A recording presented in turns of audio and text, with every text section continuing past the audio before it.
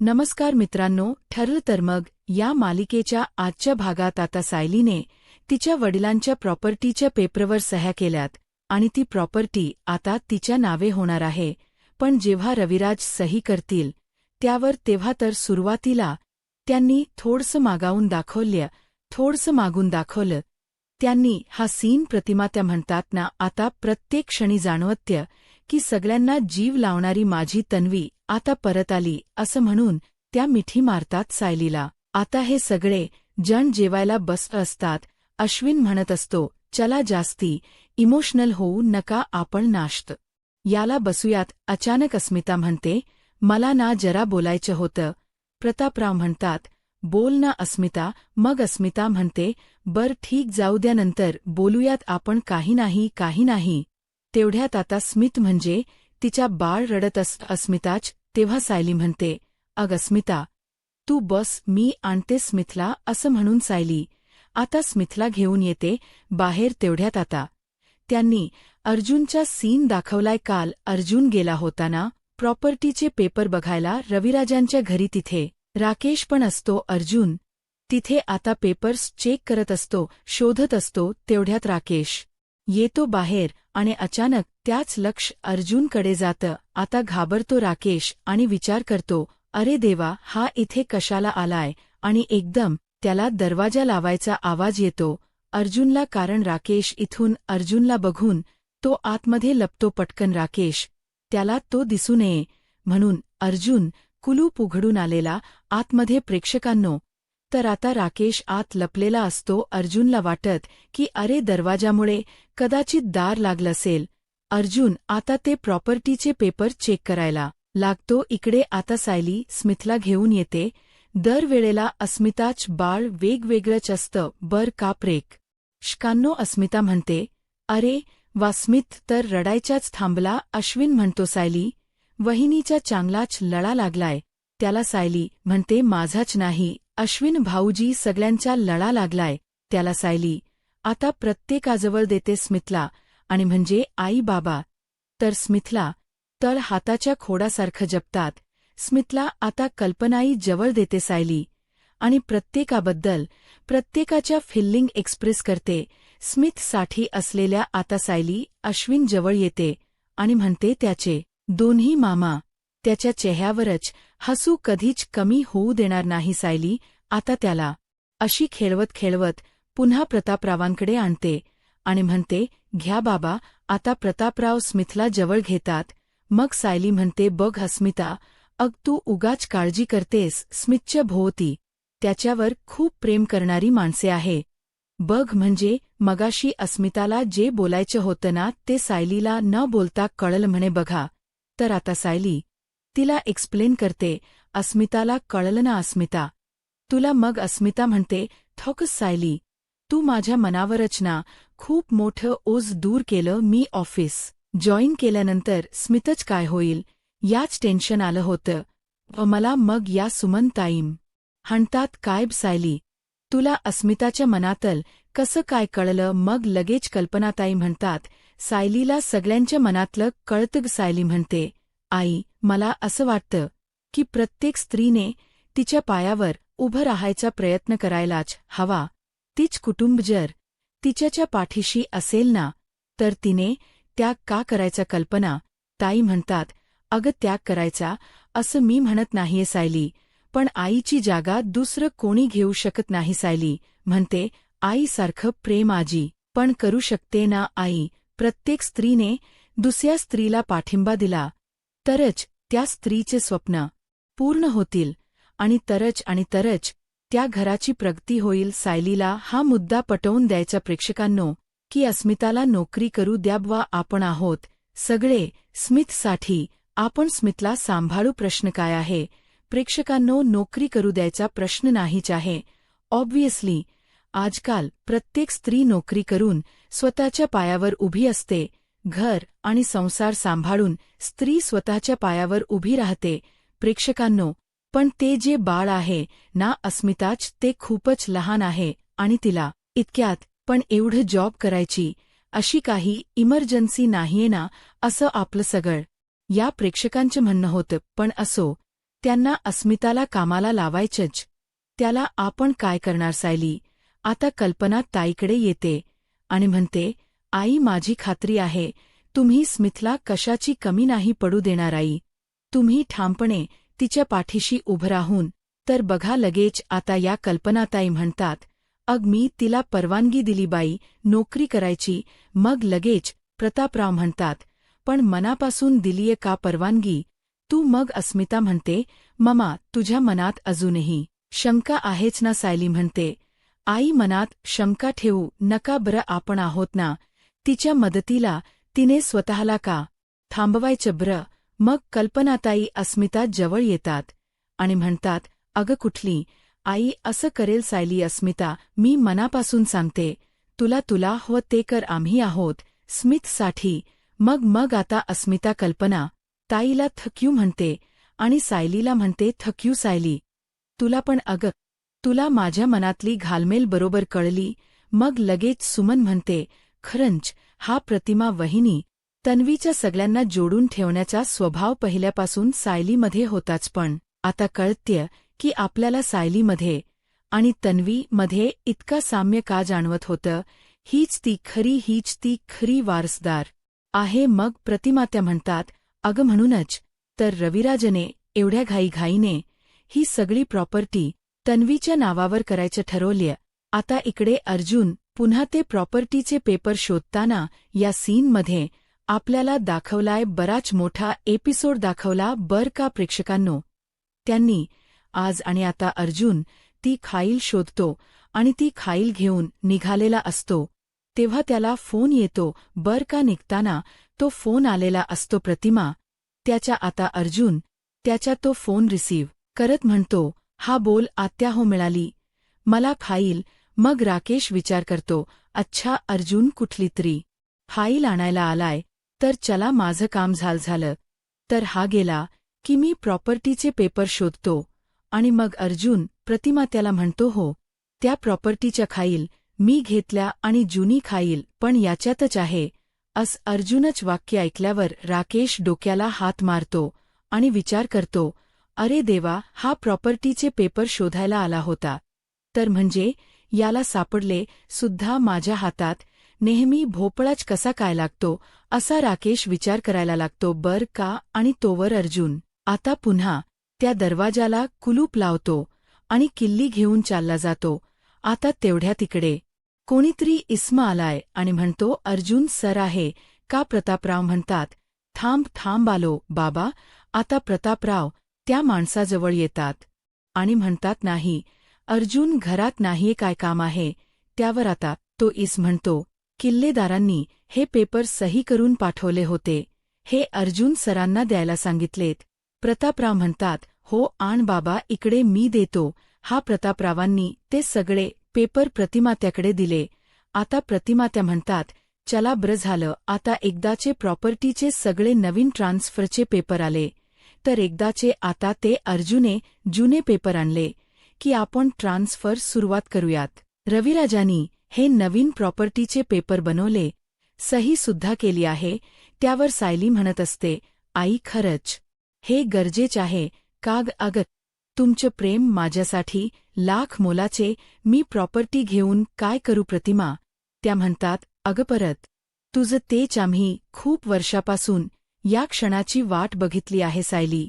आता तू नाही म्हणायचे नाहीयेस यांना काही करून. एकदाच ती प्रॉपर्टी तीच नावावर घातली की समाधान होणार आहे. जाव्य पहा ना किती एक्सायटेड आहे.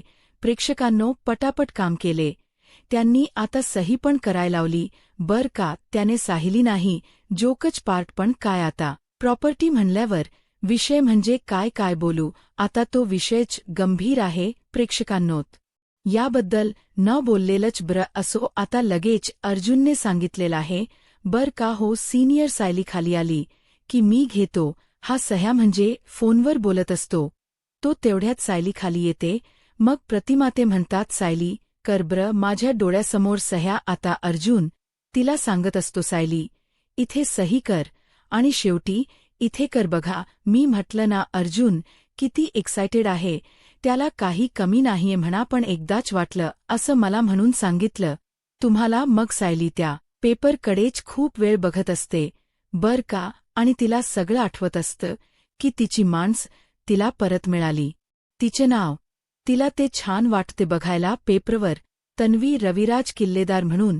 मग आता अर्जुनला ते कळतं, तिच्या मनात काय चाललंय ते म्हणजे कळत. या दोघांना एकमेकांच्या मनातल व्रू सगळं न बोलता. मग आता या कल्पनाताई म्हणतात, काय झालं अग सायली, तू सह्या का करत नाहीयेस सायली, अगं काय झालं. मग अर्जुन बसतो तिच्याजवळ आणि म्हणतो, स्वतःचं नाव तन्वी रविराज किल्लेदार. हे पहिल्यांदा वाचून इमोशनल झालीस ना बायको, तुला तुझी खरी ओळख मिळावी म्हणून तू किती धडपड केलेली आहेस, मी बघितलेलं आहे सायली.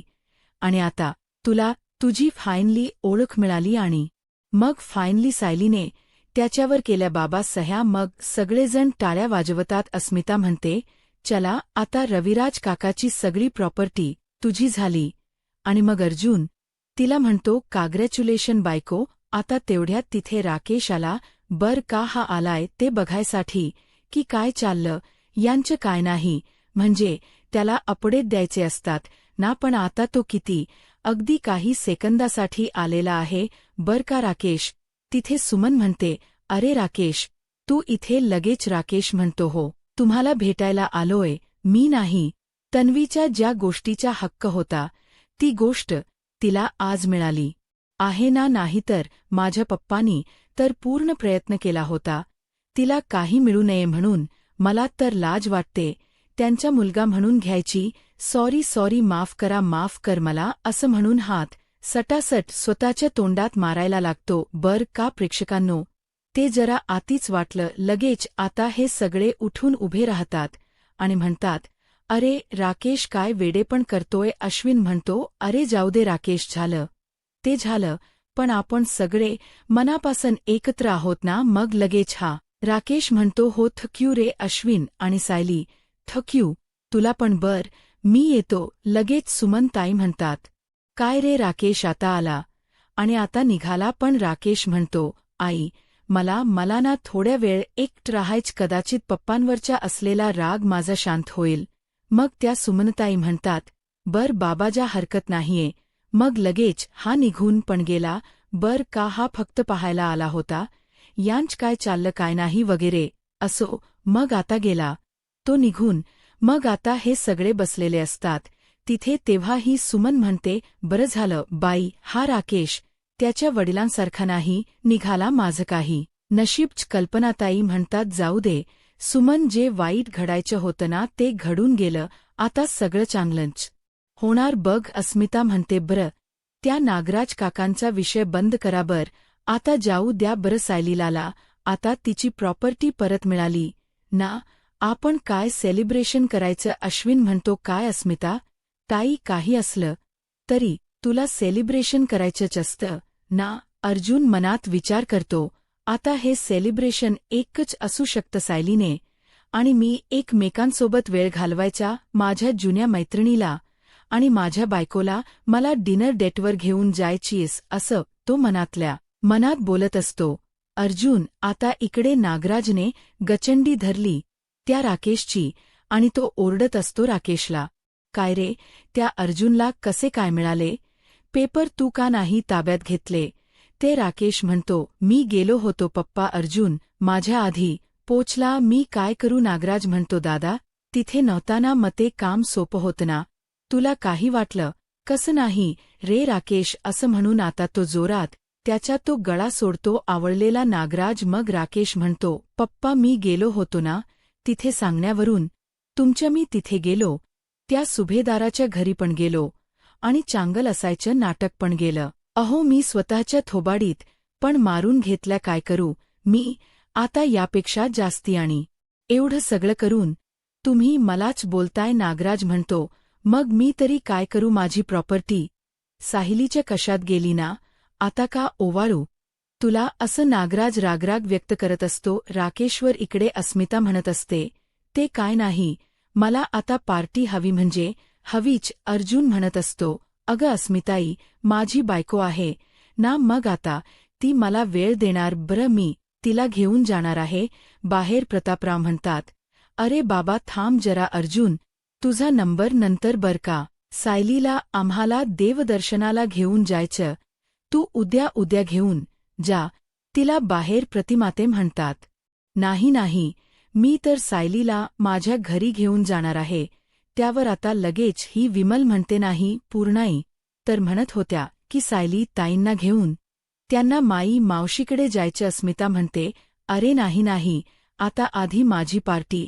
आता हे सगळे मी करून प्रत्येक जण म्हणत असते की मला सायली सोबत वेळ घालवायचा आहे. मला अरे देवा प्रेक्षकांनो, हे जरा जास्ती झालं बर का. आता असो, आता सायली म्हणत असते, हो थांबा जरा, मी कोणाला वेळ द्यायचा हे मीच ठरवणार. विमल ताई फॉल घेऊन या. बरं झालं बाबा, आता आणखीन एक चान्स मिळालेत ना पेपर पप्पा. हे सगळे तुमच्या कर्माचे फळे आहे. हा बर जाणीव करून देतो. नागराजला भारी क्रिकेटर आहे. प्रेक्षकांनो, राकेश आता इकडे बघा. सायलीला एकदम टिट्यूडनी मस्त सायलीने फळ्यावरती लिहिलेलं आहे कोणाला काय काय वेळ द्यायचा. सायली आता म्हणते, तर उद्या सकाळी सगळ्यात आधी मी आई बाबांसोबत मी देवदर्शनाला जाणार आणि तिकडन मी माहेरी जाणार आणि परवा आणि हो अस्मिता, परवा मी तुझ्यासोबत बाहेर जाणार संध्याकाळी जेवायला. अस्मिता म्हणते, हो डन. आणि नंतर पूर्णा आजीसोबत मावशी आजीकडे पण जाणार असा तिने तिचा दिनक्रम ठरवून घेतलाय. 2-4 दिवसाचा बर का. मग आता अर्जुनला कसं तरी होतं. तो बिचारा वाट बघतोय, माझी बायको मला कधी वेळ देईल. आणि मनात विचार करतो, म्हणजे सायलीकडे माझ्यासाठी वेळच नाहीये. कसं मी आता हिला वेळ मागू जाऊ दे. आता जे ठरवल ते सगळं कॅन्सलच करतो. इकडे पुन्हा नागराज राकेशचा सीन दाखवला. नागराज म्हणत असतो, अर्जुन सायलीवर मोठं संकट यायलाच पाहिजे. प्रियाच आता हे सगळं करू शकते.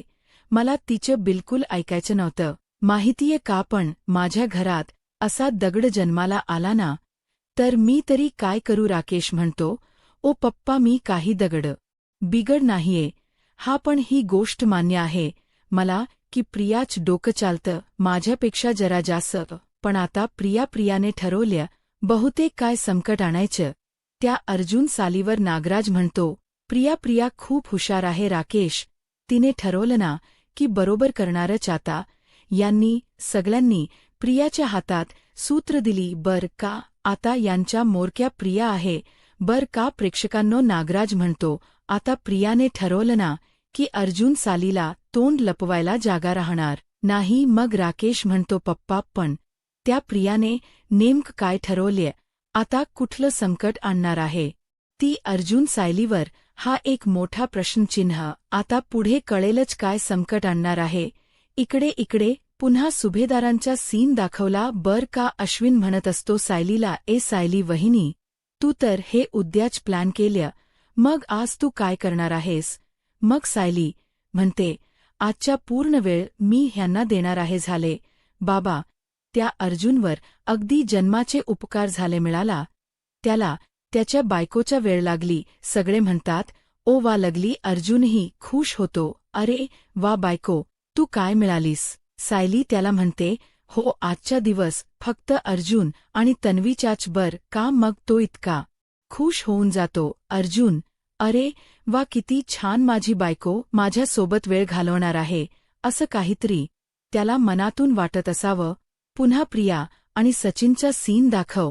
अरे एक सीन समजतो म्हणजे असं वाटत आपल्याला बर का. प्रेक्षकांनो, हा आताश कुठे कळला आपल्याला हा सीन की लगेच दुसरा सीन दाखवतात. ते प्रिया सचिनला म्हणत असते, एक गोष्टी आपल्या हातातून निष्ठच चालले. सचिन, अरे काहीतरी मार्ग असेल ना तो प्रॉपर्टी मिळवण्यासाठी. सचिन म्हणतो, प्रिया, त्या अर्जुन सायलीचा कुठलाही आनंद हिरावून घेण्यासाठी कोणताही मार्ग चालेल. बघ, बोल फक्त, तू काय करायचे. प्रिया म्हणते, अर्जुन सायली आपल्यावर लक्ष ठेवून असतील. त्यांना माहिती आहे संकट आलं त्यांच्यावर तर ते आपल्याकडूनच येणार. पण आपण त्यांना सतत गाफील ठेवायचं, त्यांना काहीच कळू द्यायचं नाही. अशा दिशेने त्यांच्यावर संकट आणायचं ना जिथे ते बघत पण नसतील. असं तिने काहीतरी ठरवल प्रियाने आणि एका मुलीला बोलवल तिने. आता ही मुलगी नेमकी कोण आहे ना. प्रेक्षकांनो, ते आपल्याला उद्या कळणार आहे. आज त्यांनी तिचा चेहरा रिव्हील केलाय. काल मी तुम्हाला म्हटलं होतं सगळेजण ओळखून दाखवा. असो तर सांगते हाला कोण आहे. ती सायली आता इकडे अर्जुनला म्हणत असते. अर्जुनला त्याची तन्वी इतक्या दिवसाने मिळाली. मग त्या दोघांनी एकत्र वेळ नको का घालवायला. मग अर्जुन म्हणतो बायको तू आता तेवढ्यात अस्मिता म्हणते याला काय अर्थ आहे.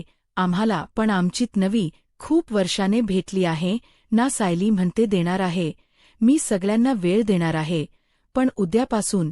मग अर्जुन म्हणतो तुला कसं कळलं बायको की मला तुझ्यासोबत वेळ घालवायचा.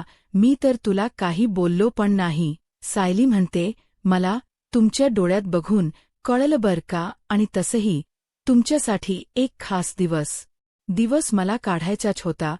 तन्वीपर्यंत पोहोचण्यासाठी तुम्ही जर मला मदत केली नसती तर आज मी हे सगळं बघू शकले नसते. आता इकडे पुन्हा प्रियाचा सीन दाखवलाय. प्रिया म्हणत असते सचिन कळेल सगळं कळेल. माझ्या डोक्यात मोठा प्लन तयार आहे. पण हे बघ सचिन मी इथे राहून फक्त सूत्र हलवू शकते. प्लॅन तुला आणि त्या बिंडोक राकेशला एक्झिक्यूट करायचा आहे.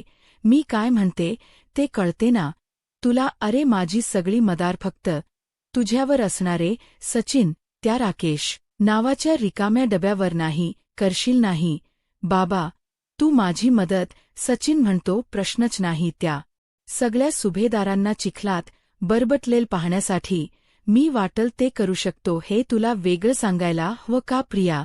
आणि मग प्रिया म्हणत असते अर्जुन साहिली तुम्हाला जेवढी मजा करायची ना तेवढी करून घ्या. आता एक मोठं वादळ येणार आहे तुमच्या आयुष्यात. आता हे वादळ तुम्ही मजेत असताना तुम्हाला कधी उद्ध्वस्त करेल ना. तुम्हाला पण कळणार नाही काय झालं. प्रेक्षकांनो आज ना प्रत्येक सीनची सुसंगती लागत नाहीये.